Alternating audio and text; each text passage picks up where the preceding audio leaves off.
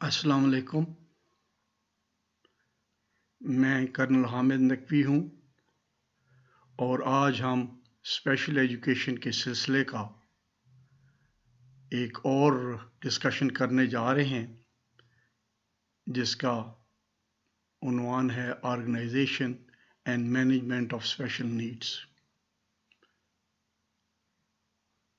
जैसे कि आपको इल्म है, special education is a specially designed instruction which caters for the special needs, unique needs of special children.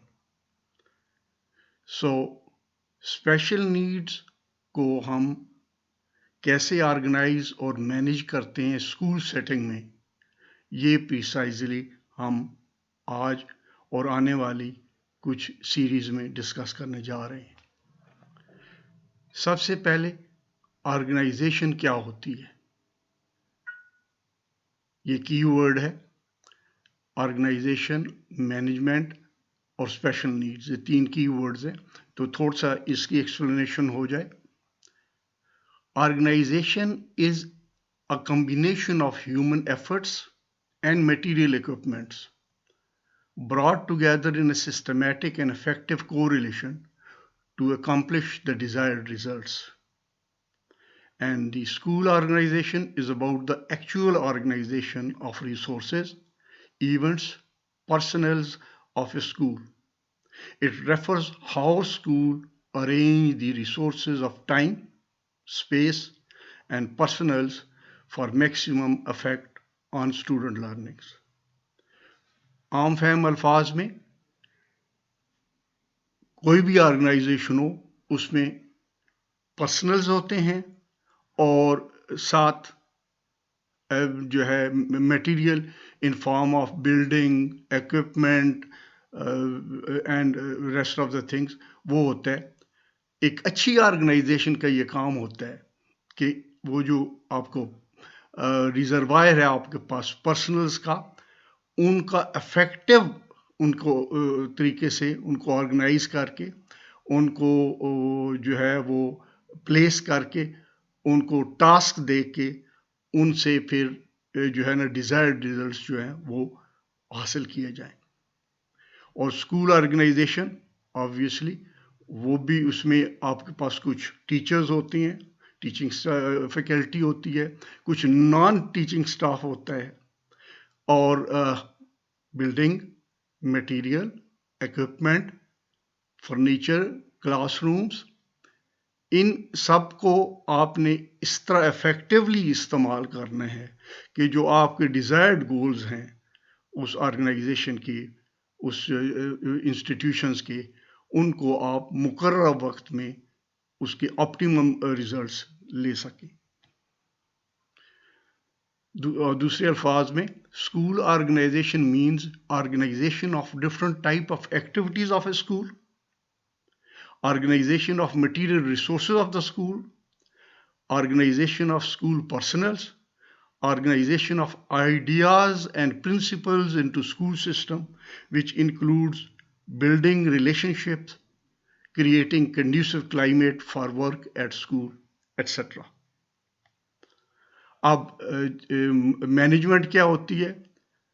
Henry Ford says to manage is forecast and plan, to organize, to command, to coordinate, and to control. Donald J. Clough, he says, management is the art and science of decision making and leadership. अब educational management क्या होती है? वो तो management in general term थी। Educational management is the process of planning, organizing, directing, controlling, and evaluating to accomplish predetermining objectives of an institution through coordinated use of human and material resources. So management is an art or science of getting work done with help of others within the given budget, within the given deadlines. यहाँ की words हैं कुछ educational management में, बल्कि हर किस्म की management में ये جو ہے وہ مینجمنٹ کے کمپوننٹ سمجھ لیں، مینجمنٹ کے فنکشن سمجھ لیں. پہلی ہے کہ پلان کرتی ہے مینجمنٹ، اور پلاننگ جو ہے وہ میٹیکولس اور مائنیوٹ طریقے سے اس طرح کرتی ہے کہ وہ فورسی کرتی ہے کہ آنے والے دنوں میں جو کیا حالات ہیں، ان میں کیا کیسے جو ہے وہ آگے بڑھنا ہے اور اپنے مقاصد تک پہنچنا ہے. پھر جو آپ کی ریسورسز ہیں مین، میٹیریل اور منی کی فارم میں، ان کو آرگنائز کرتی ہے. پھر مینجمنٹ ڈائریکشن دیتی ہے اور کہ اس راستے پہ کیسے چلنا ہے، کون سی ٹیکنیکس استعمال کرنی ہے، کون سی میتھڈالوجیز استعمال کرنی ہے، کس طریقے سے آپ نے آگے بڑھنا ہے. پھر کنٹرول کرتی ہے، مانیٹر کرتی ہے، ڈائریکٹ کرتی ہے، اسیس کرتی ہے، اور پھر ان کو جو ہے جو صحیح جو ڈائریکشن پہ جا رہے ہوں ان کو جو ریوارڈ اور پنشمنٹ وغیرہ کی پالیسی اپنا کے جو ہے نا وہ مقاصد کی طرف بڑھتی ہے. اور ساتھ ساتھ کانسٹنٹ ایویلیویشن کرتی رہتی ہے کہ وہ جو مقاصد آپ کے جو ہے نا وہ آرگنائزیشن کو دیے گئے ہیں، ان مقاصد کو کس حد تک وہ پورا کیا جا رہا ہے. سو مینجمنٹ کا، اسکول ایڈمنسٹریشن کا یہ جو ہے وہ کام ہے کہ وہ بیفور ٹائم پلان کرے، پھر چیزوں کو بہترین آئیڈیل کمبینیشن پرسنلز اور میٹیریل جو سے بلڈنگ ہے، بلڈنگ کے کون سے حصے میں کون سے جو ہے نا وہ جگہ کے اوپر چھوٹی کلاسز ہوں گی، جونیئر کلاسز ہوں گی، کون سے میں بڑی کلاسز ہوں گی. اگر سیگریگیشن ہے، کو ایجوکیشن ہے، تو ان کو کس حد تک آپ نے انٹیگریٹ رکھنا ہے، کہاں جو ہے نا وہ بوائز اینڈ گرلز کو سیپریٹ کرنا ہے، ان کے لیے کیا پریمیسز ہونے چاہیے. پھر ٹیچرز کی جو ہے نا کارکردگی جو ہے اس کے اوپر نظر رکھنا، ایڈمنسٹریٹو سٹاف اپنا کام کر رہا ہے اس کو دیکھنا، بلڈنگ وغیرہ جو ہے اور انفراسٹرکچرز ہے اس کی جو ہے نا دیکھ بھال کرنا اور اس کو پراپر مینٹیننس کرنا اور اس کو اپنا اچھی حالت میں برقرار رکھنا. اور پھر تمام کو جو ہے وہ جو مینجمنٹ جو ہے وہ پرسنل ایگزامپل کے ساتھ جو ہے وہ ان کو لیڈ کرتی ہے اور گائیڈ کرتی ہے. اب اسپیشل نیڈز کیا ہیں جی؟ جیسا کہ شروع میں نے کہا کہ اسپیشل ایجوکیشن ہی جو ہے وہ اس کا مقصد یہ ہے کہ وہ جو اسپیشل نیڈز والے بچے ہیں، یونیک نیڈز والے بچے ہیں، ان کے جو ہے وہ اسپیشل نیڈز کو پرووائڈ کرے.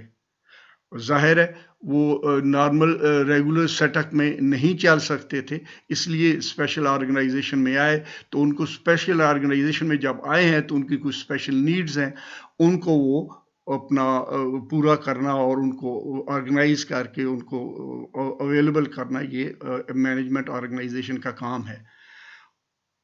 عام فہم جو ہے نا زبان میں جو انسان کی نارمل ضروریات ہیں، وہ ایک مشہور جو ہے وہ فلاسفر میزلو، اس نے اس کو پیرامڈ فارم میں کہا کہ انسان کی 5 بنیادی جو ہے نا وہ ضروریات ہیں جو ہر انسان میں تقریباً کامن ہوتی ہیں.